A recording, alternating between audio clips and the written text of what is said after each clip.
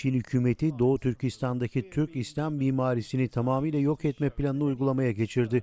Çin Komünist Partisi yönetiminin emriyle Türk İslam eserleriyle süslü Kaşgar kentinde tarihi binalar bir bir yok ediliyor.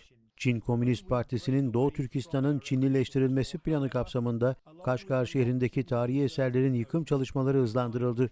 Plan kapsamında Çin hükümeti Kaşgar'la Kaşgar vilayetine bağlı 75 yerleşim bölgesinde büyük bir tarihi eser katliamı yapıyor ve tüm bu bölgelerdeki Uygur Türk İslam medeniyetini yansıtan tarihi yapıları ve camileri yıkmayı planlıyor.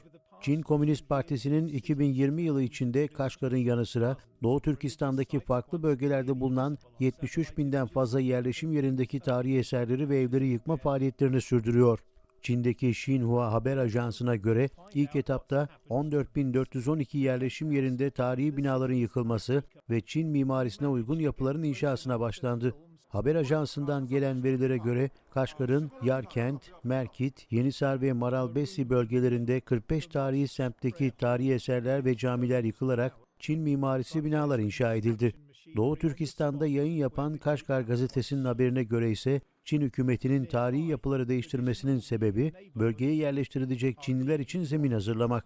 Çin yönetimi ayrıca tarihi eserleri, camileri ve tarihi evleri yıkarak Müslüman Uygur halkını toplu konutlara toplayıp kültürlerinden ve yaşam tarzlarından koparmak istiyor.